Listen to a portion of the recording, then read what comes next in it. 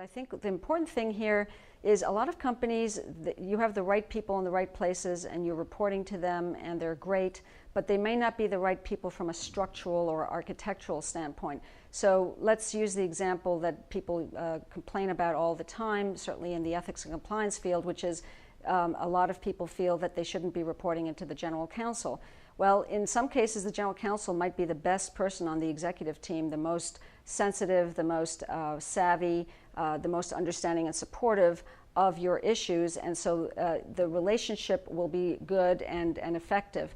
But the architecture of that may not be the best architecture. That general counsel can leave and resign one day, no one comes in, and that general counsel doesn't have any sensitivity for ethics and compliance issues, risk management issues, et cetera, and that person then doesn't become a supporter or the proactive person that you really need to be to fill a role that's as broad as what we're talking about. We also, I think that this is a role, we're trying to take the conversation away from does ethics and compliance report into the general counsel or not? That's an old debate that's getting older by the minute.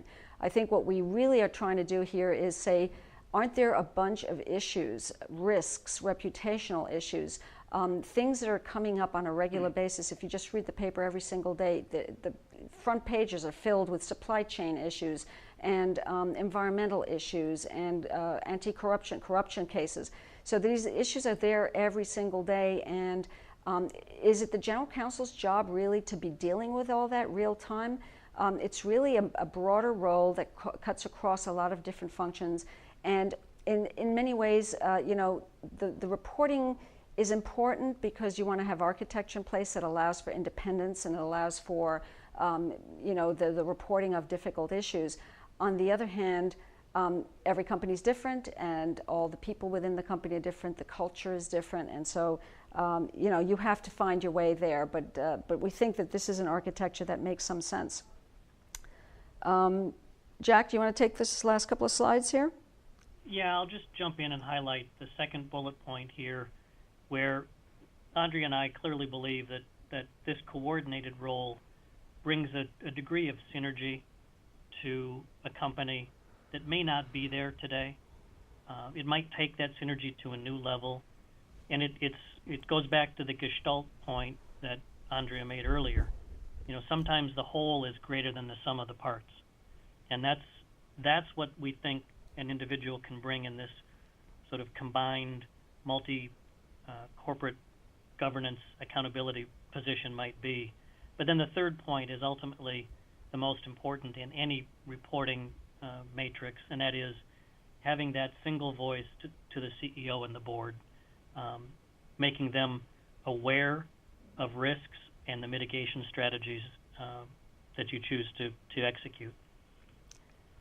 Exactly. And so here, this is really our takeaway slide. This is, to us, the summary of what we think, having done this real time in our own jobs, and also talked about it a lot and talked to others in our profession and beyond.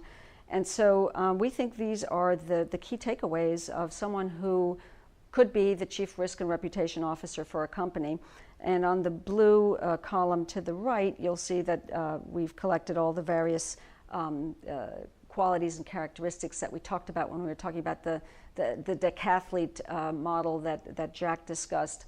It's all those qualities that person needs to have in order to be able to play that role effectively with peers and with the board and with their CEO. And then in the orange box, you can see a number of different things that we think are important that the Chief Risk and Reputation Officer really has to have. And so I'll just start with a couple and have Jack jump in with some thoughts as I go through this.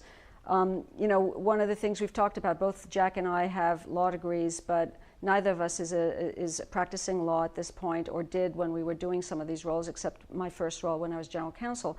And I think the legal degree is great, and it's a great professional background to have, but there are ample other professions that could fill this role, maybe even better, because they're not in the box of a lawyer that many of us are in. A person who's an auditor, a person who's a risk manager, even a person in finance, business development. Sometimes the most effective people in these kinds of roles can be people who are coming from the business side. So I think the season is open for anyone who has the qualities that are necessary for this role and the sensitivity to understand risks to come in and play this role. But I think one of the key things here is this person has to be business savvy, has to talk the language of business, has to be able to be a peer to the heads of the business units and the chief executive officer and the chief operating officer, people who talk the language of business. We have to start talking that language of business to be taken seriously and to get that seat at the board. Jack, would you like to comment on some of these others? Yeah, I would just echo your comments on the law degree as an entree to this role. I don't think it's absolutely necessary. I think there are enormously talented people in organizations that don't come from that background, and to limit yourself to thinking that only a lawyer could fill this role, I think cuts off a large degree of talent in any organization. And then I would emphasize here the communication and strategy skills. You know, it's oftentimes a challenge to sell in a new proposition or premise to your own management team, let alone the business leaders that have to help execute it.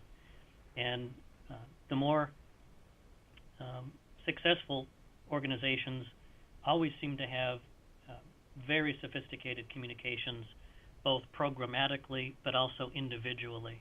So I think that's a key for this role, and hopefully we've given you some food for thought in terms of how to take some of these ideas back to your own organization and think through maybe a different risk management and mitigation paradigm. And I think the other sort of thread that's running through this that is really important to remember is that in suggesting this role, we're actually suggesting something that goes beyond the typical compliance, governance-oriented roles that many of you who are attendees are playing. We're actually trying to make this more of a business-savvy role, a positive role that adds value to the business. So the whole piece about innovation is extremely important as well. We want people to think outside of the box and think forward about what are the things, even the risks that are coming at you, they may actually be opportunities to improve a product, to create a product or a service. And so there's a lot of positivity that can come from this, both from the efficiency angle, but also from the innovation angle.